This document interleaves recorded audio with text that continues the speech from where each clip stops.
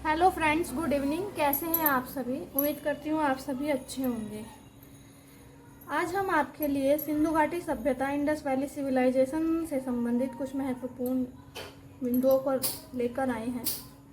तो चलते हैं हम अपने पहले टॉपिक पर। जैसे कि लिखा हुआ है कि सिंधु घाटी सभ्यता का जो समय रहा है वो 2700 ईस्वी पूर्व से 1700 ईस्वी पूर्व रहा है। यह जो सभ्यता प्रमुखतः वास्तुकला के लिए जानी जाती है, सिंधु घाटी सभ्यता जो है प्रमुखतः वास्तुकला के लिए जानी जाती है। सिंधु घाटी सभ्यता को हम प्रत्येक ऐतिहासिक या आदि ऐतिहासिक काल के अंतर्गत रखते हैं। आदि ऐतिहासिक काल जो होता है वह काल होता है जिसके लिखित विवेचन तो मिलते हैं या लिखित प्रमाण तो मिलते हैं, परंतु उसे पढ़ा नहीं जा सकता। यह वह काल होता है जिसकी लिखित विवेचना तो मिलती है परंतु उसे पढ़ा नहीं जा सकता। जैसे कि हमने अभी बताया, यह सभ्यता या इस सभ्यता का विकास सिंधु व उसकी सहायक नदियों के किनारे होने के कारण इसको सिंधु घाटी सभ्यता नाम दिया गया है।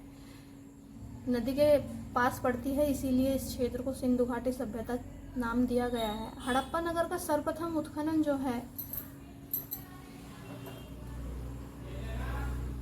सिंधु घाटी जो सभ्यता रही है उसका जो सर्वप्रथम नगर रहा है हड़प्पा, उसकी पहले खुदाई हुई थी सबसे पहले, तो इसीलिए इसे हड़प्पा सभ्यता भी कहा जाता है। फिर है यहाँ पर जो है कांस्य के प्रयोग हुआ था, यहाँ के लोगों ने कांस्य का प्रयोग किया था, इस कारण भी इसको कांस्य युगीन सभ्यता के नाम से भी जाना जाता है। और एक और रहा है यहाँ की पकाई गई ईंटों की सभ्यता भी कहा जाता है इसको, क्योंकि यहाँ पर जो ईंटें हैं वो पक्की ईंटों से मकान बनाए गए हैं, उसके प्रयोग के कारण इसको पकाई गई ईंटों की सभ्यता भी कहते हैं। फिर इसको नगरीय सभ्यता भी कहा जाता है। नगरीय सभ्यता इसको क्यों कहा जाता है? क्योंकि यहाँ पर नगर नियोजन प्रमुख रहा है। क्या रहा है? नगर नियोजन प्रमुख रहा है। और जो मेसोपोटामिया के निवासी थे वो इसको मेलुआ नाम से पुकारते थे, इसलिए इसको मेलुआ भी कहते हैं। अब चलते हैं इसके खोज संबंधित कुछ महत्वपूर्ण तथ्यों पर। जो है हड़प्पा सभ्यता की जो खोज हुई थी वो 1878 ईस्वी में सर जनरल कनिंघम ने की थी। इनका जो जन्म हुआ है वो 1814 ईस्वी में हुआ है और इन्होंने हड़प्पा टीले का पता लगाया था।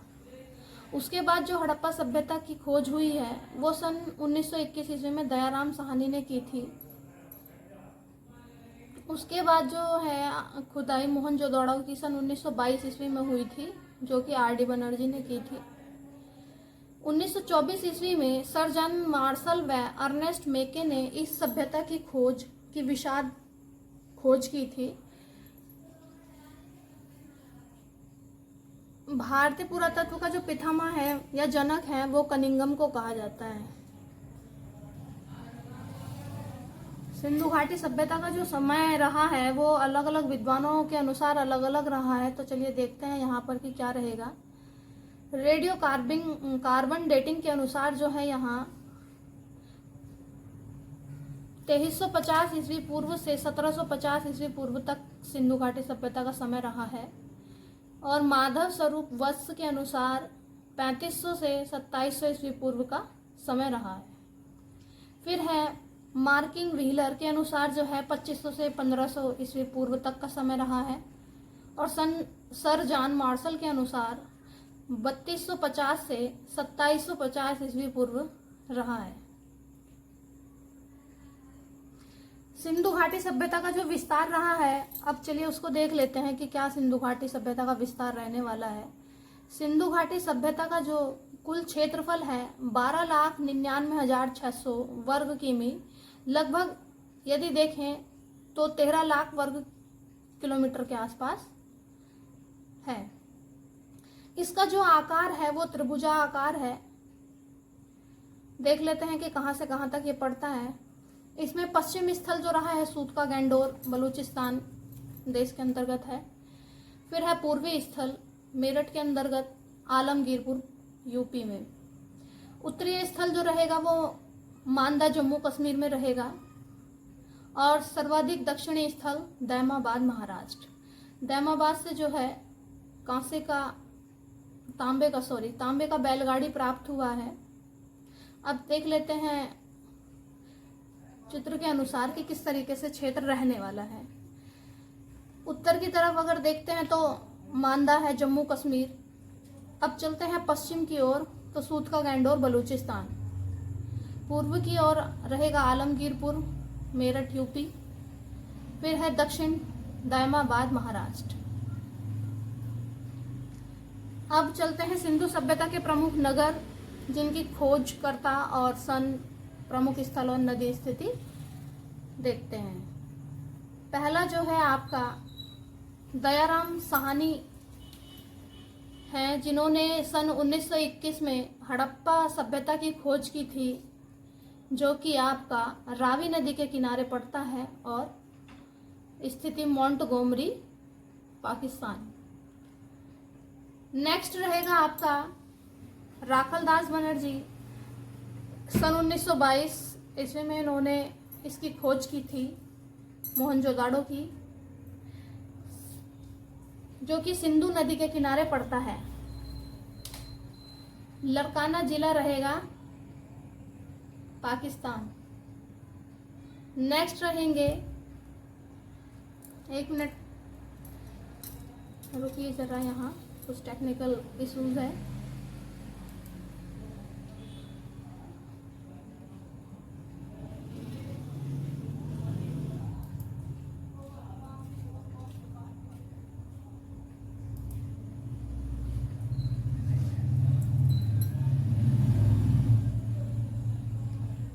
Next R G. मजूमदार सन 1931 ईस्वी में इन्होंने चनहूदड़ों की खोज की थी। ये भी सिंधु नदी के किनारे पड़ता है और सिंधु प्रांत पाकिस्तान में रहेगा।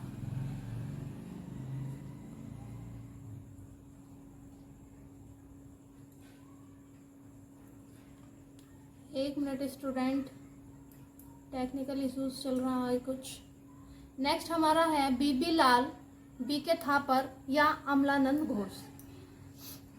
ये सन 1935 ईस्वी से सन 1961 ईस्वी में इन्होंने कालीबंगा की खोज की थी, जो कि राजस्थान में पड़ता है, घग्गर नदी के किनारे और गंगानगर राजस्थान। आप लोग इसको नोट भी करते चलिएगा, कितना अच्छा हम आपको यहाँ पर नोट भी प्रोवाइड करा रहे हैं। साथ में जिन बच्चों के पास ये मटेरियल नहीं है वो उसको साथ में नोट भी कर सकते हैं। ये हमने आपको चार्ट के द्वारा समझाया है। आप भी इसी तरीके से यदि इसको चार्ट के द्वारा समझेंगे तो आपको बहुत हेल्पफुल रहेगा। नेक्स्ट है रंगनाथ राव, एस.आर. राव। सन 1955 ईस्वी में इन्होंने लोथल की खोज की थी, जो कि भोगवा नदी के किनारे पड़ता है, अहमदाबाद गुजरात के अंतर्गत। नेक्स्ट है यज्ञदत्त शर्मा। सन 1953 से 56 ईस्वी रोपड़ की इन्होंने खोज की थी। सतलज नदी रहेगी और रोपड़ जिला रहेगा पंजाब। नेक्स्ट है आर.एस. बिस्ट। इन्होंने सन 1974 ईस्वी में बनवाली की खोज की थी। नदी रहेगी रंगोई और हिसार हरियाणा के अंतर्गत। नेक्स्ट है आर.एस. बिस्ट। सन 1990 से 1991 धोलावीरा की इन्होंने खोज की थी।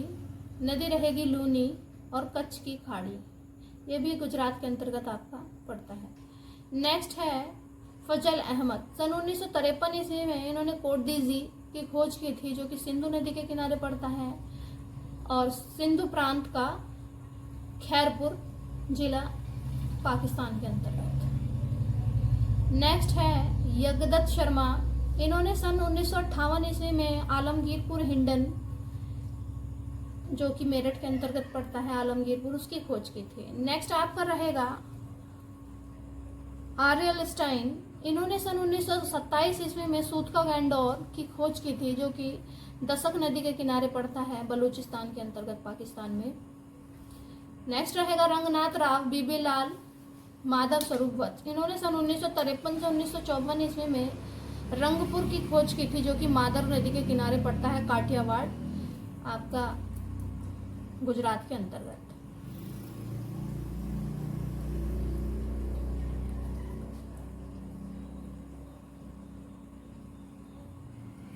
हड़प्पा सभ्यता 2700 ईस्वी से 1700 ईस्वी पूर्व। इसमें देख लेते हैं अब कि क्या क्या मोस्ट रहा है।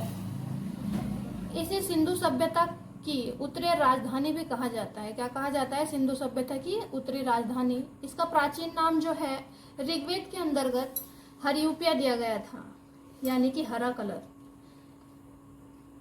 इस स्थल की खोज 1878 ईस्वी में कनिंगम ने की थी और इसका उत्खनन कार्य जो है सन 1921 ईस्वी में दयाराम साहनी ने कराया था। इसके बाद सन 1922 ईस्वी में माधव स्वरूप व मार्टिन फिगर ने उत्खनन कार्य को आगे बढ़ाया था।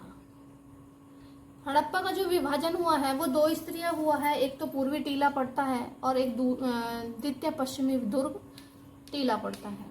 यहाँ से प्राप्त अवशेषों में 6.6 की दो समांतर पंक्तियों में जो है 12 कमरे प्राप्त हुए हैं, जिसमें अन्नागार प्राप्त हुआ है जो हड़प्पा की सबसे बड़ी इमारत के अंतर्गत रखा जाता है। नेक्स्ट है कि तांबा गलाने का कारखाना यहाँ से प्राप्त हुआ है, जिसके अंतर्गत तांबा गलाते हैं वो कारखाना भी यहाँ से प्राप्त हुआ है।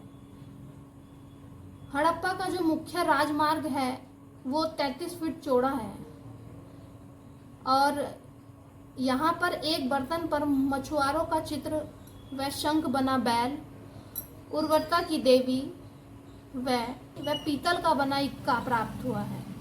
इक्का का मतलब जो होता है उसको तांगा बोलते हैं, यानी कि जो बैलगाड़ी होती है वो यहाँ से प्राप्त हुई है।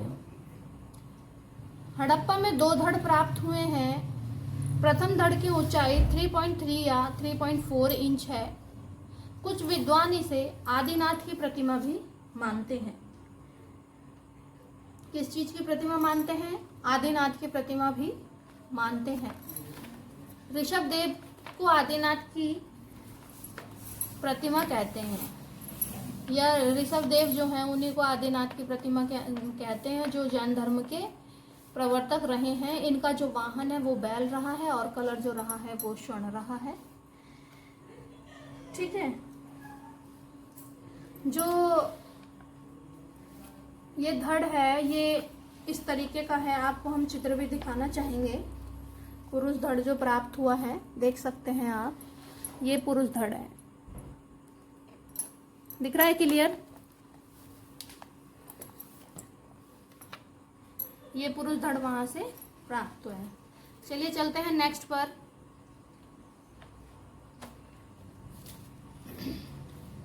इसका जो कलर है पुरुष धड़ का वो लाल पत्थर से बना हुआ है यह, और ये जो है राष्ट्रीय संग्रहालय नई दिल्ली में रखा हुआ है। दूसरा धड़ जो है वो एक पुरुष नर्तक का है, जिससे विद्वानों ने नटराज की प्रतिमा भी माना है।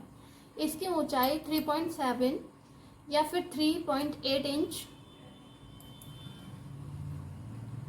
है। यह स्लेटी चूना पत्थर से बना हुआ है। इसको ग्रे चिस्ट स्टोन या फिर live stone, grey live stone भी बोलते हैं। यह प्रतिमा भी राष्ट्रीय संग्रहालय नई दिल्ली के अंतर्गत रखी हुई है। चलते हैं नेक्स्ट पर। इन दोनों प्रतिमाओं का जो समय है वो 2500 ईस्वी से 2000 ईस्वी निर्धारित किया गया है।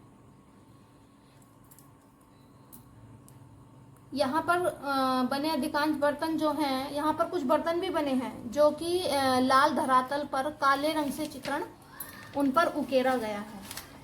उनका भी चित्र हम आपको दिखाना चाहेंगे, तो देखते रहिएगा आप उन चित्रों को। अभी दिखाते हैं। ये चित्र रहेगा।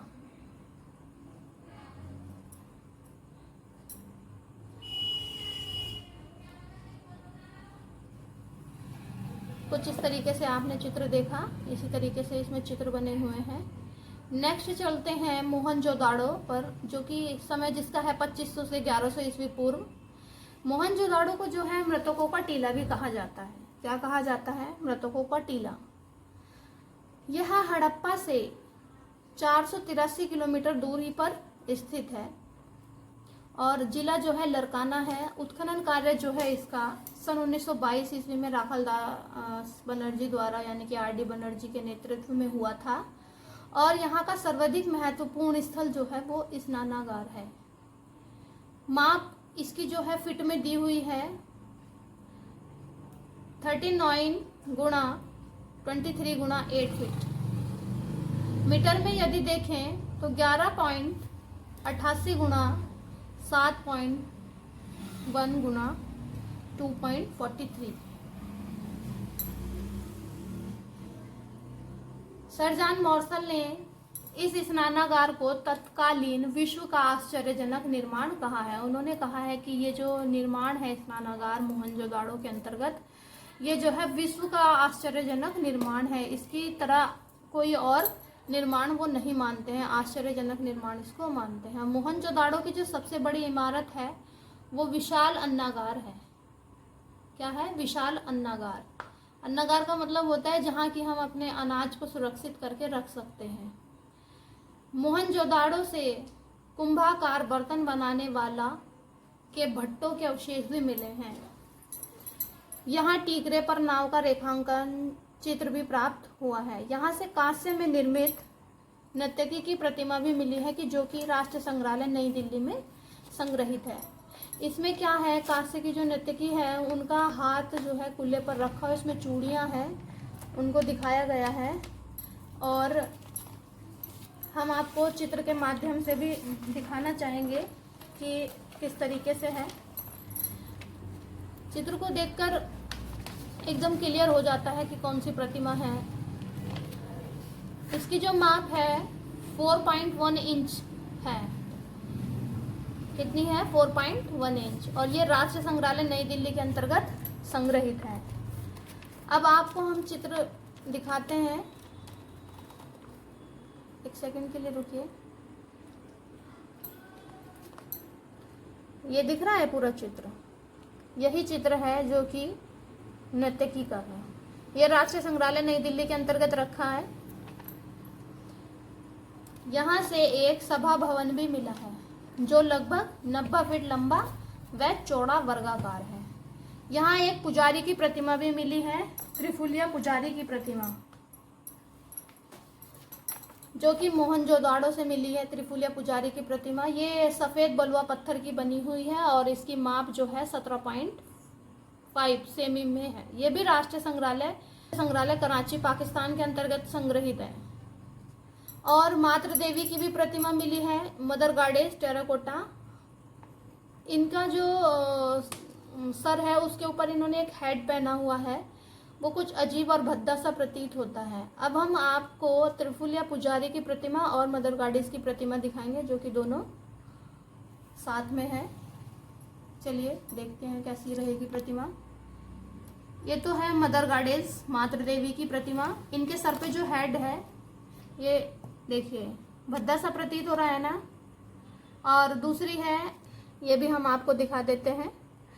इनको त्रिफुलिया पुजारी क्यों कहा गया है? ये जो इन्होंने सोल पहना है, यानी कि जो ओढ़ रखा है कंधे पर जो इन्होंने पहना है, इसमें 3 पत्तियां बनी हुई हैं फूलों से, इसीलिए इसको त्रिफुलिया पुजारी बोला गया है, या ध्यानमग्न योगी भी इसको कहते हैं। चलते हैं नेक्स्ट पर। टेराकोटा मिट्टी के पकाए बर्तन, ये भी यहाँ से प्राप्त हुए हैं मोहनजोदाड़ो से। नर्तकी की प्रतिमा कांस्य, यह प्रथम धातु निर्मित मूर्ति है। ठीक है, जो हमने अभी आपको दिखाई थी वो नर्तकी की जो प्रतिमा है वो कांस्य की प्रथम निर्मित मूर्ति है। उससे पहले कोई मूर्ति कांस्य में नहीं बनाई गई है। चलते हैं हड़प्पा सभ्यता के और क्षेत्रों पर। धौलावीरा गुजरात। धौलावीरा का अर्थ श्वेत कूप होता है। धौलावीरा का विभाजन जो है त्रिस्तरीय पद्धति पर हुआ है। जो हड़प्पा था उसका 2 स्तरीय पद्धति पर हुआ था। और ये एकमात्र ऐसा क्षेत्र है जिसका विभाजन त्रिस्तरीय पद्धति पर हुआ है। वर्तमान में सिंधु सभ्यता का भारत में स्थित यह सबसे बड़ा नगर है, जो कि चारों तरफ जो है दीवारों से घिरा हुआ बनाया गया है। नेक्स्ट है चन्हुदड़ो। यहाँ से कुत्ते को बिल्ली का पीछा करते हुए चित्रित किया गया है। इसके अलावा यहाँ से वर्गाकार ईंटें मिली हैं जो कि अलंकृत हैं, और हाथी की भी यहाँ से मूर्ति प्रतिमा मिली है। लिपस्टिक व सौंदर्य प्रसाधन के यहाँ से सामान मिले हैं, और तांबे की बत्तख इत्यादि यहाँ से प्राप्त हुई है। नेक्स्ट है हमारा गुजरात के अंतर्गत पड़ने वाला क्षेत्र लोथल। बच्चों इसको जो है बंदरगाह यहाँ से संबंधित रहा है। लोथल जो है वहाँ डाक यार्ड, यह मोहनजोदाड़ो से लगभग 600 मील दक्षिण पूर्व में गुजरात में स्थित है। इसे सिंधु सभ्यता का बंदरगाह नगर कहा जाता है। यहाँ क्या हुआ है कि 17 कब्रें प्राप्त हुई हैं, जिसमें 3 कुत्ते 2 लोगों के साथ दफनाए गए हैं। और यहाँ पे एक और रहा है, फारस की मोहरें यहाँ से मिलने के कारण इसे एशिया से व्यापार का प्रमुख केंद्र माना गया है। पश्चिम एशिया से व्यापार का प्रमुख केंद्र माना गया है। यहाँ जो है तांबे का हंस, मृतबान आप समझते होंगे किसे बोल रहे हैं हम, जिसमें आचार रखते थे पुराने जमाने में, अब तो पता नहीं मिलते हैं कि नहीं। पंचतंत्र की कहानी, धूर्त लोमड़ी, शतरंज के नमूने, पत्थर के बाट जिससे तोलते हैं, 16 के अनुपात में फारस की मोहरें आदि प्राप्त हुई हैं। लोथल से मिले एक मृत भांड पर पंचतंत्र की कहानी, जिसमें कि लोमड़ी, धूर्त लोमड़ी का चित्रण मिलता है। मोस्ट जो यहाँ रहेगा वो है जहाजों की पैंदी। यहाँ बंदरगाह से संबंधित रहा है, इसको डाक यार्ड भी बोलते हैं, तो इसलिए यहाँ पर सबसे वेरी इंपॉर्टेंट जो चीज़ रहेगी वो जहाजों की पेंदी रहेगी। नेक्स्ट है हमारा कालीबंगा। कालीबंगा काले शिलामंड की चूड़ियाँ या काले रंग की चूड़ियाँ, इसका शाब्दिक अर्थ रहता है। यह स्थल राजस्थान के किनारे स्थित है, राजस्थान के हनुमानगढ़ी गंगानगर जिले में घग्गर नदी के किनारे स्थित है। इसकी खोज जो है अमलानंद घोष ने सन 1953 ईस्वी में की थी। वह इसका उत्खनन कार्य जो खुदाई का कार्य है वो सन 1961 ईस्वी में बीबी लाल एवं बीके थापर द्वारा कराया गया था। यहाँ पर जो है लकड़ी की नालियों के साक्ष्य प्राप्त हुए हैं, और यहाँ पर एक चीज़ और है, अलंकृत ईंटें प्राप्त हुई हैं जो कि कच्ची ईंटें हैं, और हड़प्पा से पक्की ईंटें मिली थी। ये आप याद रखेंगे कि कहाँ से कच्ची मिली हैं और कहाँ से पक्की मिली हैं। हड़प्पा वाली जो है वो अलंकृत नहीं है, और कालीबंगा से जो प्राप्त हुई हैं उसमें क्या है, अलंकरण दिखाया गया है जो कि फर्श में लगाई गई हैं, और वो कच्ची ईंटें हैं। ये यहाँ पर मोस्ट रहेगा। और यहाँ एक चीज़ और है कि जुते हुए खेत के साक्ष्य भी मिले हैं, और घरों में कुएं भी प्राप्त हुए हैं। बेलनाकार मोहरे, हवन कुंड इत्यादि प्राप्त हुई हैं। कांसे की सुई व तांबे के बटन। नेक्स्ट है बनवाली। यह हरियाणा के हिसार जिले में रंगोई नदी के किनारे है। इसका उत्खनन कार्य R.S. बिस्ट ने सन 1974 ईस्वी के अंतर्गत कराया था। यहाँ से मिट्टी के बर्तन, सैल खड़ी की मोहरें, हल्की आकृति, तांबे का बना बाड़ांग मिला है। नेक्स्ट रहेगा सिंधु घाटी सभ्यता के अंतर्गत जो विशेषताएं रही हैं उसको देख लेते हैं। कृषि के अंतर्गत हम देखते हैं कि यहाँ जो मुख्य फसलें रही हैं वो गेहूं और जौ रही हैं। तिल, मटर, चावल, कपास आदि भी हैं। मृत भांडों पर क्या है, फलों को देखकर पता चलता है कि वहाँ नारियल, खजूर, आम, खरबूजा तथा तरबूज का प्रचुरता से प्रयोग हुआ है। और यहाँ के जो लोग थे, सिंधुवासी लोग, वो गाय, भैंस, ऊंट, हाथी, बैल, भेड़ आदि पशुओं को पालते थे तथा इन्हें अन्य जानवरों जैसे बाघ, हिरन, खरगोश आदि के बारे में भी अच्छी तरह से जानकारी थी। यहाँ जो महत्वपूर्ण बात रहेगी, यहाँ घोड़े का ज्ञान नहीं था। यहाँ के लोगों को घोड़े का ज्ञान जो है वैदिक काल में हुआ है, और लोहे का भी यहाँ पर ज्ञान नहीं था, ये भी वैदिक काल के अंतर्गत रहा है। सिंधुवासी लोगों को लोहे का ज्ञान नहीं था, ये हम अभी बताए हैं। सिंधु वासियों ने मयूर पक्षी यानी कि मोर का अंकन अधिक किया है। और यहाँ के जो वासी रहे उन्होंने आयत का अंकन नहीं किया है, सारी मोहरें वर्गाकार आपको मिलेंगी। सिंधु वासियों ने अशोक के वृक्ष को छोड़कर सभी वृक्षों का अंकन किया है। वस्त्र देख लेते हैं, यहाँ पर क्या रहेगा। सिंधुवासी सूती, ऊनी, रेशमी वस्त्रों का प्रयोग किया करते थे। कताई, बुनाई, रंगाई, कढ़ाई भी यहाँ के लोग जानते थे। अब देख लेते हैं धातु कौन सी रहने वाली है। सिंधुवासी तांबा, चांदी, सोना, टिन, कांसा, पीतल और सीसा धातु से परिचित थे।